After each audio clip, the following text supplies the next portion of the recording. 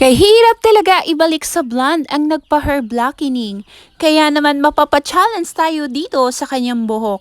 Panoorin nyo ang video na to para makita nyo ang magiging resulta ng kanyang hair.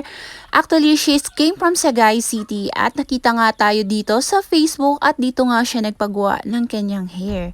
At ayan, naglagay na nga tayo dito ng bleaching sa kanyang hair. Gumamit lang ako dito ng 6% oxidizing. At ayan, meron na nga tayong nakitang lifting dito. Pero grabe talaga, kay hirap talaga i-lift basta naka-blackening. So kung kayo ay may plano na magpa-blend ulit pero pinablock nyo, wag yun nang subukan guys dahil sobrang hirap talaga i-lift niyan. So kung gusto nyo mag-dark yung hair nyo, mag-color lang kayo ng mga medium brown or dark brown, wag yung masyadong black. Kaya sobrang hirap talaga siya i-lift. Kitang-kita nyo na nasa 4.5 pa lang yung lifting natin sa kanyang hair. Kaya naman ilang patong na ako dyan ng bleach, may 3 beses na ako nagpatong dyan ng bleach sa kanya. Buti na lang talaga meron akong pH balancer para naman maiwasan natin yung rubberizing. Kung ikaw ay isang hairdresser, malalaman mo at makikita mo talaga ang textures and types at ang kanyang pigment na nagkulay siya ng itim. So pag hawak mo pa lang, malalaman mo ay ikaw nag-hair blackening. Kaya ikaw mismo na hairdresser, alam na alam mo kung paano yung mga gagawin mong techniques dito. Kapag nakulayan na kasi ng hair blackening or black yung hair ng clients mo, ay hindi na yan talaga tatalab ng anumang kulay ng blonde.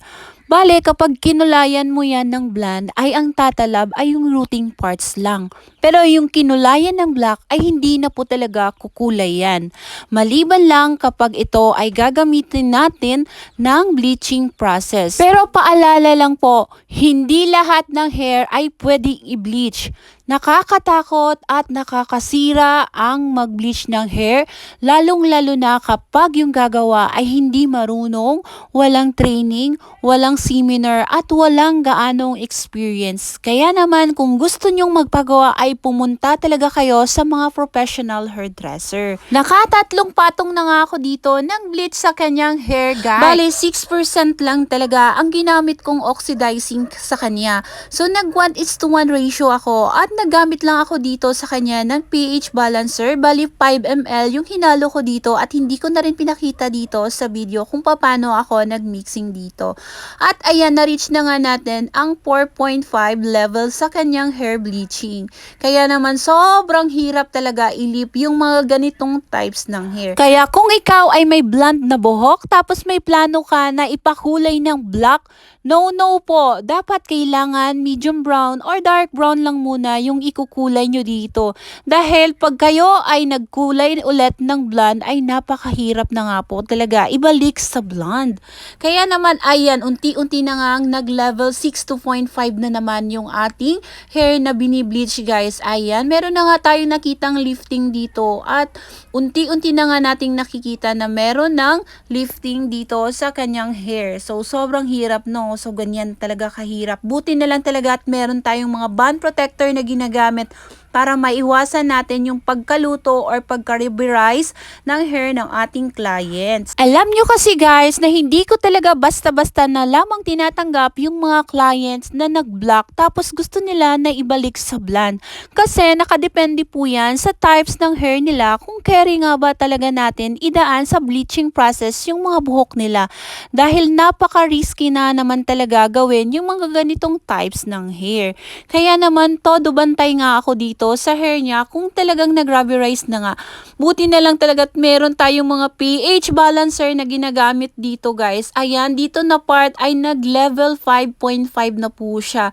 May mga parts na level 0.4. So hindi pantay nga na yung ating pagkalagay dito dahil nga naman sobrang itim nga naman lalo na yung dito sa dulo sobrang itim kaya ang hirap talaga ilip yan guys. Kaya naman todo talaga ako bantay dito sa hair niya every minutes, every seconds, tinitingnan. Bale, nakatatlong patong na nga ako dito ng bleach sa kanya sa hair ng mga may itim pa. So, ayan, kailangan talaga natin na ipantayan dahil kapag hindi pantayan, pangit yung magiging resulta, guys. At dito naman, ayan, may mga parts pa nga na meron din itim pa or yung dark. Kaya naman, ayan, nilalagyan ko na naman ulit ng bleaching. So, bali, yung na-reach natin sa level ng kanyang bleaching ay 7.5 to 6.5, guys. Kaya naman panoorin nyo yung magiging resulta ng kanyang hair after. At charan! Ito na nga po yung naging resulta ng kanyang hair, guys. Ayan, sobrang ganda na nga, no? So, ayan, grabe. Ilang oras ko rin yung ginawa, guys, para naman talaga ay ma-achieve natin yung gusto ng ating client. So, ayan, sobrang ganda na nga. At nawala nga yung mga napakaitim niyang buhok kanina. Sobrang itim talaga yan. At nagustuhan naman talaga ng ating clients ang kanyang hair, guys. Sabi niya, super worth it nga daw talaga yung binayad niya sa kanyang hair dahil sobrang ganda nga naman talaga yung naging resulta at na-carry nga natin na ibalik sa blonde yung kanyang hair. Bali, blending yung ginawa natin sa kanyang hair. May highlight siya at ayan, tiking na nyo, nagkaroon na rin siya ng dimensional na highlight with ash brown and ash blonde. So maraming salamat po sa pagsuporta at laging panonood nyo ng aking video. Naway meron kayong natutunan sa aking mga video at see you on my next vlog. Bye!